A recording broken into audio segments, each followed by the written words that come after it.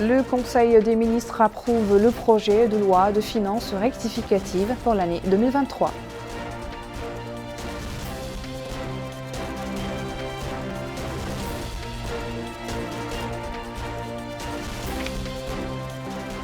Le Mécanisme national pour la prévention organise un atelier centré sur les droits des personnes en garde à vue.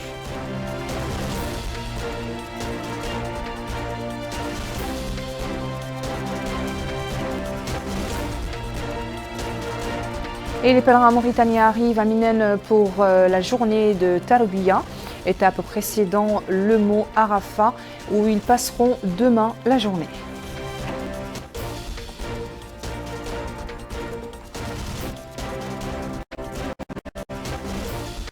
Bonsoir et merci de vous joindre à nous pour ce journal. Je vous le disais donc dans les titres, le Conseil des ministres réuni aujourd'hui sous la présidence du président de la République, Mohamed Chahel Ghazouani, a approuvé le projet de loi portant la loi sur la finance rectificative pour l'année 2023. Le présent projet a pour objet la révision des prévisions budgétaires de la loi de finances initiale 2023 pour tenir compte des mesures et engagements nouveaux de l'État. Cette prévision budgétaire a apporté au titre de la modification du régime fiscal. Il est proposé la modification des articles 59, 230 et 239 du Code initial des impôts, respectivement l'introduction de l'obligation de déclaration de l'impôt sur les sociétés pour les entreprises bénéficiant de régimes fiscaux dérogatoires, le rétablissement du taux de la taxe sur la valeur ajoutée, TVA donc, sur les services de télécommunication à 18% contre 16% actuellement. L'institution d'une taxe spéciale de 5% sur les services de télécommunication applicable sur le chiffre d'affaires des entreprises redevables, l'exonération de certains matériels, produits et entrants agricoles destinés à soutenir la production nationale. Au titre des dépenses, la prise en compte d'importantes opérations budgétaires, dont la révision à la hausse des charges du personnel suite à l'augmentation des salaires décidée par le président de la République. À l'occasion du 62e anniversaire de l'indépendance nationale, cette augmentation est financée à travers un gel de crédit ouvert au titre de la loi de finances initiale à hauteur de 2,58 milliards MRU.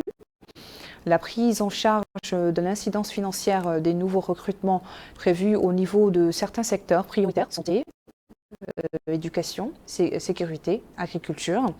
Le projet de loi de finances rectificative enregistre une baisse de 4,54%, moins 5,6 milliards MRU, pour s'établir à 106,36 milliards MRU en dépenses et en recettes, contre 111,42 milliards MRU dans la loi de finances initiale. Ce déficit sera financé entièrement sur fonds propres de l'État, sans recours à l'endettement extérieur. Les recettes budgétaires connaissent une diminution de 6,48 milliards MRU, soit 6,35% par rapport aux prévisions initiales. Cette diminution s'explique essentiellement par la révision à la baisse des prévisions initiales des droits et taxes sur le commerce international, des recettes du secteur de la pêche, des dividendes de la SNIM et des dons au projet qui sera compensé partiellement par l'incidence des ressources, des mesures nouvelles prises dans le cadre du présent projet de loi de finances rectificative et un encaissement plus important que prévu des appuis budgétaires alloués par nos partenaires au développement. Le Conseil a également examiné et adopté les projets de décret suivants. Projet de décret portant concession provisoire d'un terrain à Nouakchott au profit de la société Mian propriétaire plutôt. Projet de décret portant création du Conseil national de normalisation et la promotion de la qualité et fixant ses attributions et les règles de son fonctionnement. Ce projet de décret vise à mettre en œuvre les dispositions de l'article 2 de la loi numéro 2010-003 relative à la normalisation et à la promotion de la qualité. Il vise aussi à compléter le système national de normalisation et du métrologie par la création d'un conseil consultatif national chargé d'assister le gouvernement dans la définition de la politique nationale en matière de normalisation et la promotion de la qualité et de donner son avis sur toute question stratégique relative à ces domaines. Projet de décret portant création du comité mauritanien et accréditation et fixant ses attributions et ses règles de fonctionnement. Ce projet de décret vise également à mettre en œuvre les dispositions de l'article 2 de la loi numéro 10-003 relative à la normalisation et la promotion de la qualité. Projet de décret fixant les conditions d'attribution, de suspension ou de retrait de l'accréditation des organismes d'évaluation de la conformité. Projet de décret définit par ces articles la procédure suivie depuis le dépôt de la demande d'accréditation jusqu'à la décision d'octroi d'accréditation et précise les règles et les étapes de suspension et de retrait de l'accréditation des organismes de certification de conformité. Le ministère des Affaires étrangères, de la coopération et des Mauritaniens de l'extérieur a présenté une communication relative à la situation internationale et le ministre plutôt de l'Intérieur et de la décentralisation a présenté une communication relative à la situation intérieure du pays. Voilà pour le Conseil des ministres. Les résultats donc du Conseil des ministres ont été commentés dans le point de presse du gouvernement par le ministre de l'Équipement et des Transports, porte-parole du gouvernement, des Affaires étrangères, des Affaires économiques plutôt et de la promotion des secteurs productifs, des finances, du commerce, de l'industrie et de l'artisanat et du tourisme.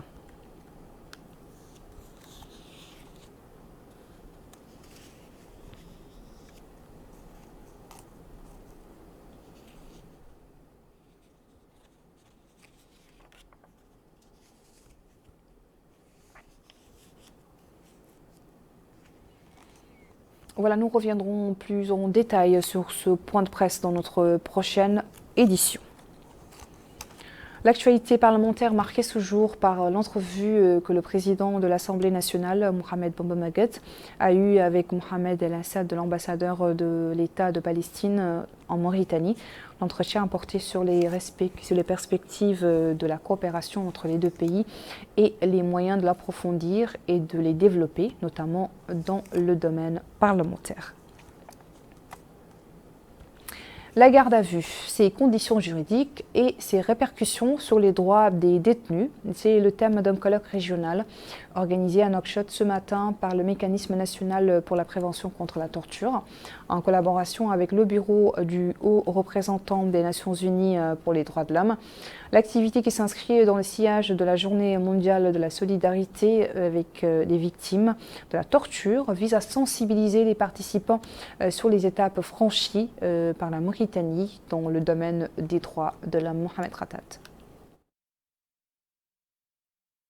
C'est un colloque régional commémoratif de la Journée internationale pour le soutien aux victimes de la torture, organisé par le Mécanisme national de prévention de la torture, en coopération avec le bureau du représentant du Haut Commissariat des Nations Unies aux droits de l'homme, sous le thème « La garde à vue, ses conditions légales et son impact sur les droits des détenus ». L'occasion pour le président du Mécanisme national de prévention de la torture, M. Bakay Oued Abdelmalek, de souligner que la Mauritanie est l'un des premiers pays à avoir ratifié la plupart des traités internationaux relatifs à la prévention de la torture et a également pris un certain nombre de mesures visant à prévenir la torture. Il a salué les réformes réalisées dans le secteur de la justice, telles que la restructuration de l'administration pénitentiaire, la construction d'une grande institution pénitentiaire dans la wilaya de Nouakchott Sud, ainsi que la construction et l'équipement de nouveaux centres pour accueillir et intégrer les enfants en conflit avec la loi.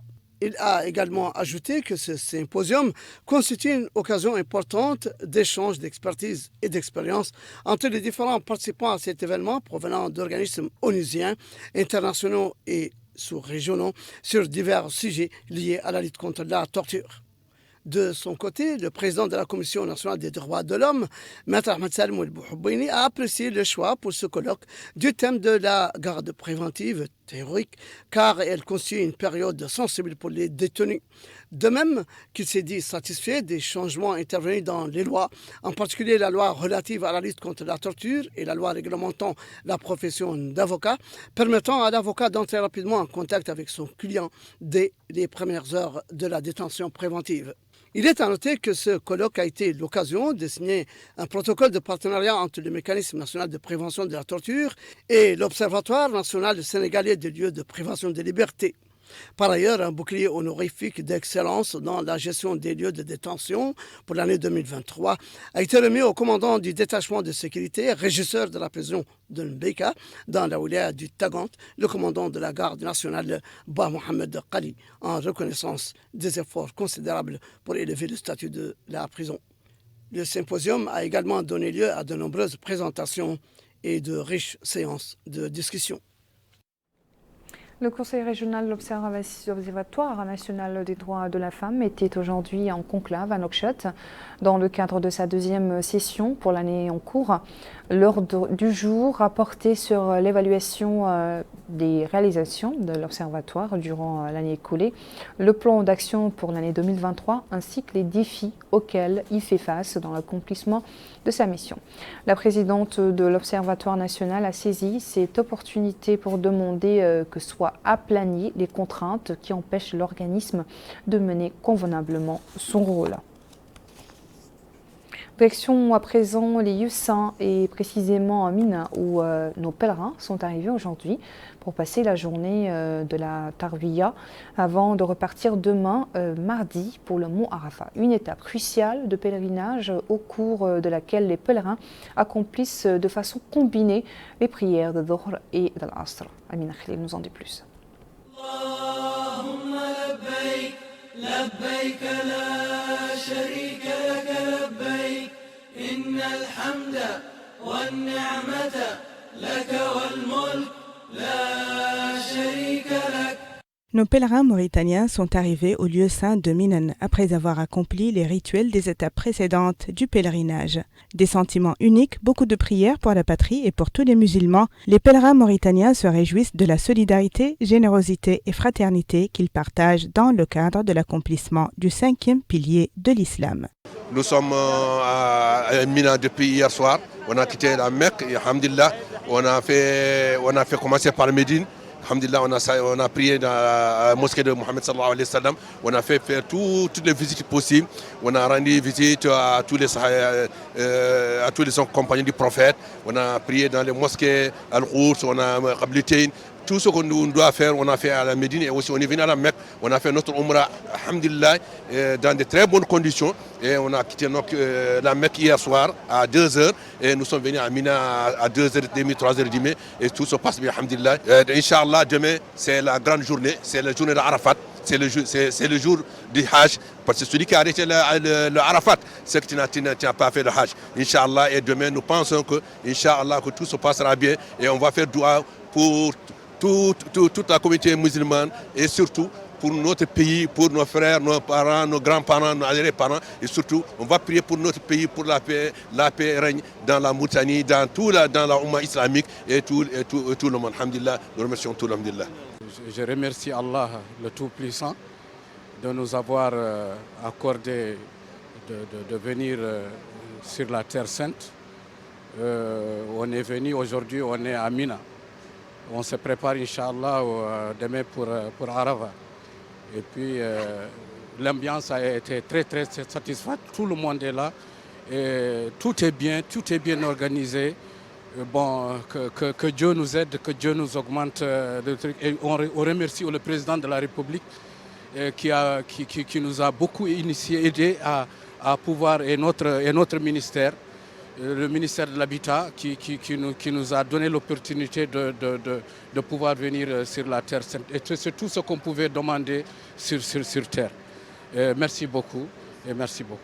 Après avoir passé la nuit à Minan, nos pèlerins se dirigeront demain dès l'aube au mont de Arafat pour y rester toute la journée, chanter les louanges de Dieu. Labbaik Allahumma labbaik, labbaik la sharika laka labbaik, innal hamda wa ni'mata laka wal mulk la sharika lak. L'actualité dans le BRACNA, marquée ce lundi par la réunion du Forum régional des organisations de la société civile. Objectif, valoriser les efforts entrepris par les pouvoirs publics dans le domaine de la lutte contre la traite des personnes et le renforcement des droits de l'homme. Bokar Bailaba nous fait une synthèse de cette réunion. Les organisations de la société civile jouent un rôle essentiel dans la promotion et la protection des droits de l'homme. Forcément, c'est le sentiment de satisfaction qui les anime à la suite du classement de notre pays dans la liste des pays de niveau 2 sans surveillance relatif à la traite des personnes pour l'année 2022. Pour exprimer cette satisfaction, le Forum régional des organisations de la société civile a remis au Wali du BRACNA, Mohamed El Salek, un document pour saluer les efforts déployés par la Mauritanie dans la protection et la promotion des droits de l'homme.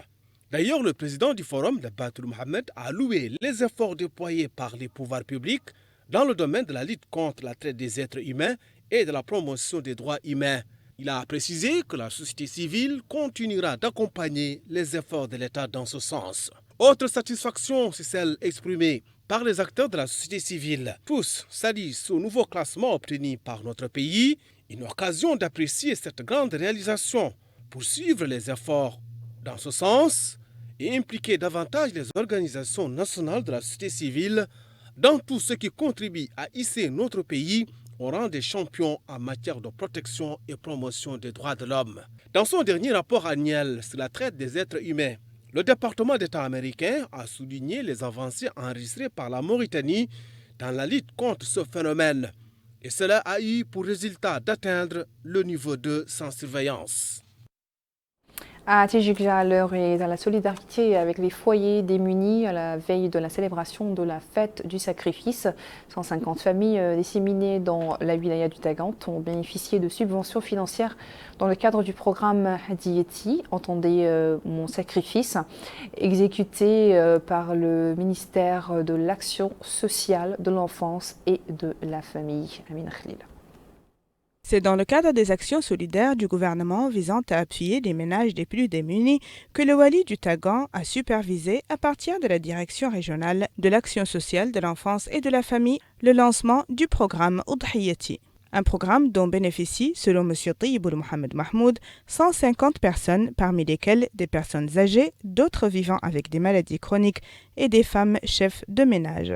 Une activité qui entre, poursuit le Wali, dans le cadre du programme du président de la République, M. Mohamed Ould Cheikh Al-Ghazouani, visant à faire du bien-être des citoyens une priorité à tous les niveaux. Pour sa part, la directrice régionale de l'action sociale de l'enfance et de la famille dans la wilaya du Tagant a indiqué que cette deuxième opération de distribution d'argent liquide est l'occasion de porter une attention particulière aux différentes catégories des citoyens vulnérables, dont des personnes âgées, d'autres chroniquement malades et d'autres en difficulté financière. Les bénéficiaires de cette aide solidaire ont quant à eux loué cette initiative et exprimé avec des prières et invocations sincères leur contentement des sommes perçues au moment opportun à 2 jours de la grande fête de l'Aïd al-Adha al-Mubarak.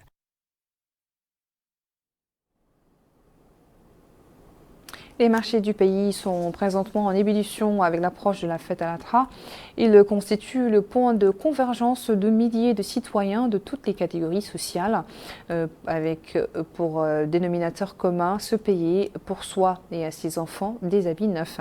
Et pour l'occasion, les commerçants du vestimentaire n'ont pas lésigné sur les produits pour satisfaire les différentes bourses. Mohamed Ratat a pris le pouls des marchés de la capitale et ceux de Kahidi, Nouadhibou et Sidi Babi. Nous suivons son reportage. C'est une affluence record dans les marchés de Nouakchott. À toutes les heures de la journée, des visiteurs de tous les âges qui pour acheter des vêtements, qui des parures, qui des chaussures. Ce sont surtout les femmes et les enfants qui viennent préparer la fête de l'Eid, cette femme affirmant que les habits coûtent cher. C'est le vendeur de produits féminins, notamment les sacs à main, les chaussures et les robes, se plaignant qu'il y a plus de visiteurs que d'argent, tout comme l'affirme cet autre qui vend des voiles et des vêtements pour enfants. Il est vrai que les commerces débordent d'articles, autant d'excellentes factures que de qualité moindre, mais à quel prix ? Les uns et les autres accusant le pouvoir d'achat des citoyens qui limitent leurs ambitions, mais ne les empêche pas pour autant de faire normalement leurs courses pour les besoins de la fête. Ici à Kaïdi, ce sont les longues files d'attente des salariés devant les banques et les embouteillages des véhicules devant les marchés qui rappellent à l'esprit l'arrivée à grands pas de la fête de l'Eid, connaissant un record toujours repoussé de commandes de la part des commerçants des quatre coins du pays. Cette commerçante affirme vendre les voiles à différents prix et que l'offre connaît une bonne attention, particulièrement en cette période de fête. Même satisfait chez cet autre, soulignant que la teinture des voiles de femmes fait toujours bonne recette. Côté vêtements des hommes, les commerces ont leur part du marché. Ces commerçants se déclarant satisfaits de son affaire, l'affluence étant au rendez-vous. Les usagers du marché sont également contents de l'atmosphère de fête qui baigne dans le calme et la tranquillité, affirmant que les mesures sécuritaires sont prises pour assurer le va-et-vient dans les marchés dont les entrées et sorties sont contrôlées par des checkpoints. Là, à Nouadhibou, le marché aux vêtements s'est mis en évidence, exposant ses articles autant dans les boutiques que sur les étals aux abords des rues, guettant le passage des clients. Cette femme déclare que les produits sont arrivés en abondance, surtout pour les enfants et les femmes qui estiment que la fête de l'Eid al-Adha est leur fête par excellence, plus que la fête d'Eid al-Fitr, parce que c'est une fête d'embellissement pour elles. Ici, les commerçants, hommes et femmes, déroulent leurs articles pour attirer les passants et espèrent empocher le jackpot, surtout au coin de la joaillerie où colliers, montres et boucles d'oreilles frappent aux yeux. Ce père de famille affirme avoir réussi à payer les habits de fête de ses enfants et qu'il lui reste la bataille du mouton de la fête. C'est dire que les préparatifs de fête battent leur plein sur les regards envoûtés des citoyens qui veulent apparaître le jour de l'Eid plus beau que jamais, mais à quel prix? Là, au marché de Selibabi, l'affluence est grandissante. La plupart des localités du Guidimaka et même de certains autres wilayas y convergent. Ce citoyen souligne que les préparatifs de fête plongent la ville dans une ambiance festive. Plusieurs communes rurales viennent acheter au marché de Selibabi leurs besoins de fête. Même avis chez ces autres personnes qui déclarent venir faire leurs emplettes pour l'Eid dans ce marché riche d'articles, certains usagers estimant que les prix sont élevés, surtout pour les vêtements des femmes et des enfants. D'autres citoyens souhaitent que l'État agrandisse le marché et que la mairie veille à la propreté du souk. Voilà, la fête du sacrifice se prépare aussi activement sous un autre angle, mais ici à Nouakchott, ainsi que dans les capitales des deux Hauts, de la Saba, de l'Atrar et du Tirizemont. Les marchés au bétail sont pour nombre de chefs de famille le chemin de prédilection pour acquérir le bélier de sacrifice le jour J. Mais qu'en est-il du prix du mouton dans ces différents marchés? Élément de réponse avec Bokar Bailaba. Le mouton reste incontestablement la grande vedette du commerce à 2 jours de la fête de l'Aïd al-Adha Moubarak. Expression de ce végétariat, ce sont ces marchés qui grouillent de monde, comme ici dans ce foirail de Nouakchott. Les citoyens cherchent bien évidemment le meilleur mouton pour le sacrifice. En d'autres termes, les acheteurs cherchent des moutons en bonne santé, bien nourris et de taille appropriée, pour répondre aux exigences religieuses de l'Aïd al-Adha. Le prix du mouton varie en fonction de plusieurs facteurs, tels que la taille, la race, l'âge et l'apparence générale de l'animal. Et à ce sujet, il varie de 45 à 80 000 ouguiyas selon les bourses. Il tutoie même les 100 000 ouguiyas, ou plus. À l'intérieur du pays, là aussi, c'est la même atmosphère qui prévaut. Les négociations sont courantes. Et les acheteurs essaient souvent de trouver le meilleur prix. D'ailleurs, ils affirment de concert que les prix du mouton sont exorbitants.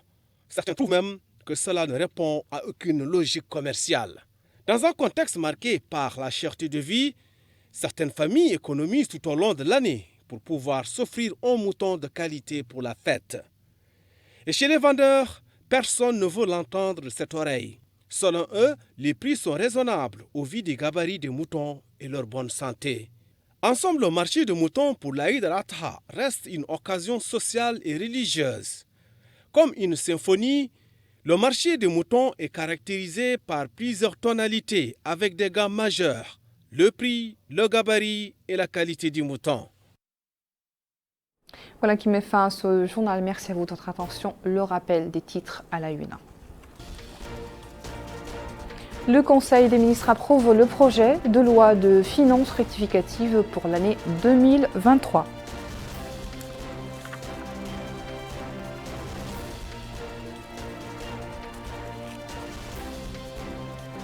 Le mécanisme national pour la prévention organise un atelier centré sur les droits des personnes en garde à vue.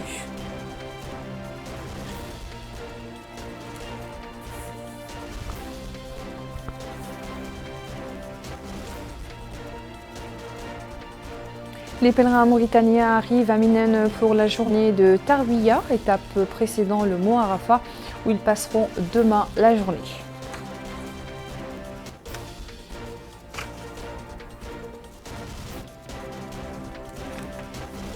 Merci de votre attention. Je vous retrouve dans quelques instants pour votre émission Zoom sur.